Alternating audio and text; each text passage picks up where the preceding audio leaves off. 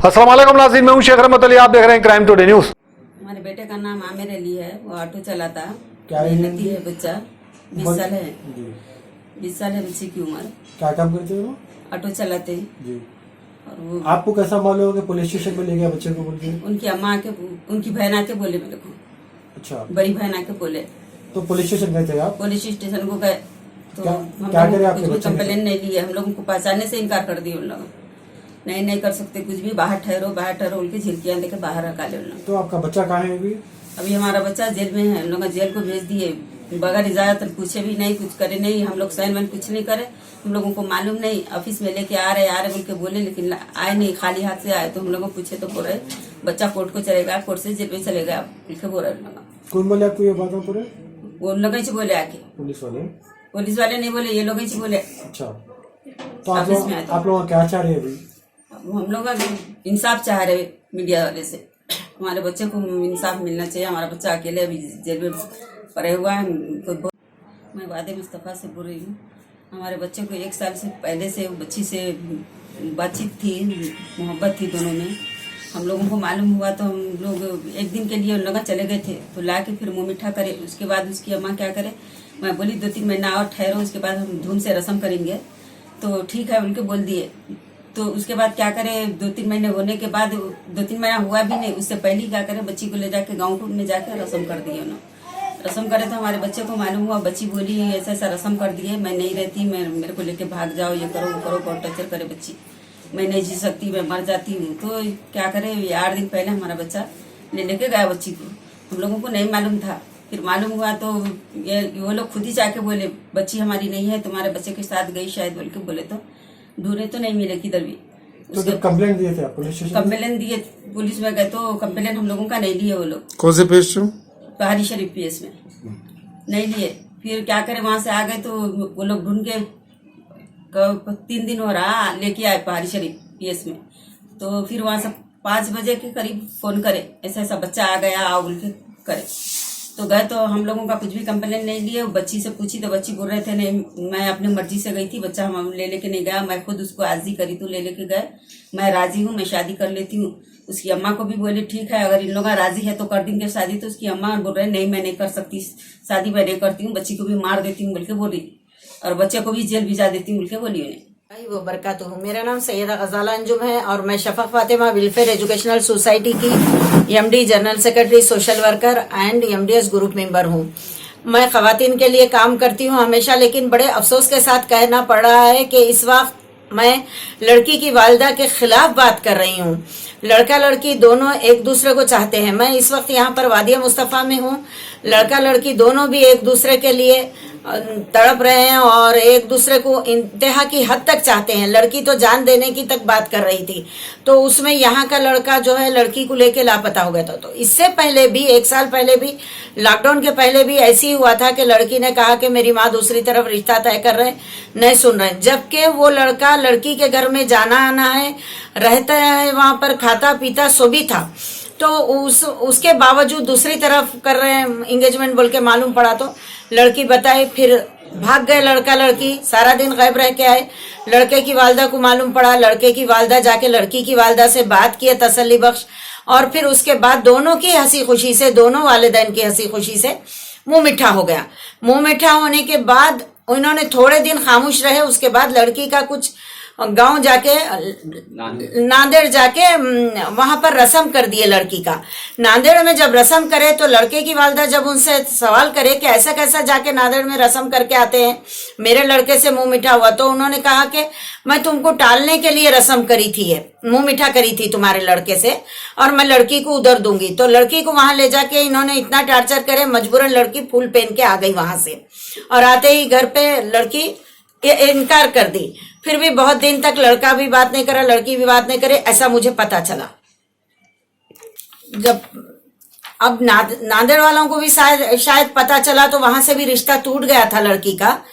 क्या हिसाब से टूटा वो तो डिटेल्स नहीं पता है, कि मुझे भी दूसरों से ये तमाम बातें मालूम पड़े। मैं किसी एक तरफा सुन के बात नहीं करती, मैं 2 तरफा सुनी। कल लड़की के लोगों से भी मुलाकात की, लड़की के 2 बहनों से, भाई से, वालिद से, वालिदा से। उन लोगों का कहना है कि हमारी अम्मी नहीं मान रहे हैं, बस हम भी हमारी बहन को उसी लड़के को देना चाह रहे हैं, और वालिद भी कह रहे हैं कि मुझे कोई इतराज नहीं है। तो इस तरह से नादेड़ का रिश्ता जब टूटा तो उसके बाद जब ये लोग मेडिकल कराए तो मैं ये जानना चाहती हूँ, मैं एज ए सोशल वर्कर ये जानना चाहती हूँ कि जब ये लोग मेडिकल कराए हैं तो मेडिकल की रिपोर्ट कहाँ है? कल जब मैं पूछी तो मुझसे बात करने के लिए कोई तैयार नहीं है। तो ऐसा कैसा? क्या सोशल वर्कर का कोई वैल्यू नहीं है? हम लोग काम किसके लिए करते हैं? अवाम के लिए ना, हमारे अपने जाती मकासद के लिए तो नहीं।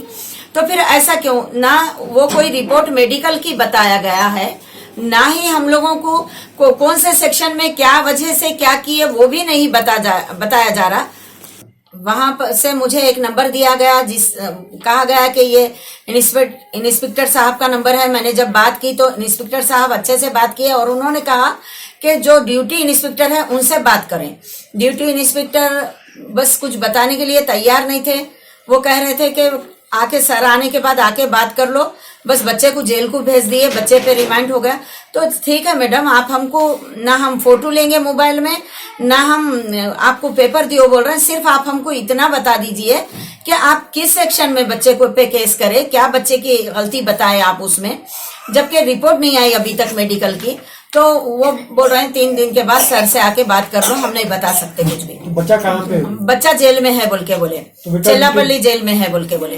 तो ऐसा कैसा बच्चे को जेल में भेज सकते हैं? जबकि लड़का लड़की दोनों अपनी मर्जी से गए हैं, तो लड़की से भी सवाल करना चाहिए। मेरी खास बात यही है, जो भी जिम्मेदार हैं उस जेल के हों या पहाड़ी शरीफ पीएस के हों, और जो भी जिम्मेदार हैं हमारे कमिश्नर साहब से और डीसीपी साहब, एसीपी साहब, सर्कल साहब, सबसे मैं अदबन रिक्वेस्ट कर रही हूँ कि दो तरफा बात सुन के कोई भी केस को अंजाम देना चाहिए। जरूरी नहीं है कि हर जगह लड़का ही गलत होता है, लड़की सही होती है।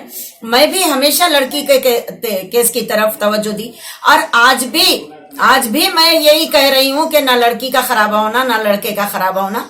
आज भी मैं जितने भी केसेस मेरे हाथ पे, जितनों के भी केसेस आए, मैं यही बात की, थोड़ा हदीस शरीफ से, थोड़ा दुनियादारी से समझा के एक करने की कोशिश की। लेकिन पहली बार मेरे पास ऐसा केस आया कि जो लड़का लड़की शादी से पहले भागे हुए हैं। तो इस बात के लिए मैं कानून से मदद चाहती हूँ, और इन लोगों के लिए, ये लोग बहुत अच्छे लोग हैं, नमाजी परहेजगार लोग हैं। मैं यहाँ फिर के इंक्वायरी की हूँ, इन लोगों से मेरा जाती कोई रिश्ता नहीं है, मैं यहाँ फिर के इंक्वायरी की हूँ। तो हर कोई लड़की की माँ के साथ बात करने के लिए डरता है, उनकी जबान इतनी गंदी है, सुनने में आ रहा है, तो बात करने के लिए डरता है, और हर कोई इस घराने की तारीफ कर रहा है। तो बस मैं यही चाहती हूँ कि लड़का लड़की को एक किया जाए, और ये लोग कोई 2 रुपये जहेज नहीं मांग रहे, कुछ ये नहीं कर रहे हैं। और रहा सवाल, ये कर रहे हैं लड़की की वालदा कि लड़की 2005 की है, तो ठीक है एंगेजमेंट करके छोड़ दे, और जब लड़की 18 की हो जाती है जब निकाह करें। इस बात के लिए भी हम एंग्री हैं। रिक्वेस्ट करती हूँ हर पीएस से कि सोशल वर्कर को रिस्पांस दीजिए। सोशल वर्कर काम करते हैं तो अपने मफाद के लिए नहीं, अवाम के लिए काम करते हैं, और हमेशा से हमारा काम अवाम के लिए रखा गया है, किया गया है। और मैं अल्लाह ताला से तहे दिल से शुक्रगुजार हूँ, अल्लाह और उसके रसूल की कि अपनी मखलूक के लिए चुना है। और ये पेपर मैं बता रही हूँ, ये डीसीपी ऑफिस देने के लिए मैं जा रही हूँ। इंशाल्लाह डीसीपी ऑफिस में भी मैं ये दूंगी, और इस तरह से मैं जहां तक हो सकता कोशिश करूंगी कि लड़का और लड़की दोनों के साथ इंसाफ हो। क्योंकि अपने इस्लाम से है, लड़की बालिग होने के बाद, हमारे इस्लाम से यह है कि लड़की बालिग होने के बाद उसको काजी साहब खुद पूछते हैं कि तुम कबूल है कि नहीं है। क्यों पूछा जाता है फिर ये कबूल है कि नहीं? और ये कानून आज बनाया गया इसलिए कि मेडिकल हिसाब से लड़की लड़का परफेक्ट मजबूत होना, इस हिसाब से बनाया गया ये कानून। वरना इस्लाम के हिसाब से तो छोटी छोटी बच्चियों की शादियां की जाती, इस्लाम से तो की जाती थी अल्हम्दुलिल्लाह, लेकिन गैर कौम में भी की जाती थी, अदर कौम में की जाती थी। और आज भी मैं हर जात की लड़की से, लड़के से यही कहूंगी कि ये आशिकी माशुकी का छोड़ दो बेटा, आप लोग अपने वालिदैन की इज्जत रखो, और वालिदैन जैसा कहते हैं वैसा सुनो। और वालिदैन से ये रिक्वेस्ट करूंगी कि अपनी आल औलाद के साथ एक दोस्त की तरह, एक सहेली की तरह रहें, ताकि वो अपने राज आप लोगों को बताए और आप लोग उनके बारे में जिंदगी का सही फैसला ले सके। अगर माँ बाप वाले दोस्त की तरह, सहेली की तरह रहते हैं तो ऐसे कदम नहीं उठते बच्चों के। ये मेरा तजुर्बा मैं बता रही हूँ, मेरा नजरिया बता रही हूँ। मैं क्या करती हूँ, तमाम आवाम से, हर कास्ट के लोगों से कि अपने बच्चों के साथ, लड़कियों लड़कों के साथ दोस्त की तरह, सहेली की तरह रहो और उनको मौका दो कि वो अपने दिल की बात आपको बता सकें और बच्चे आपके लिए फर्माबरदार बन सकें। शुक्रिया, जज़ाकल्लाह खैर, अल्लाह हाफिज।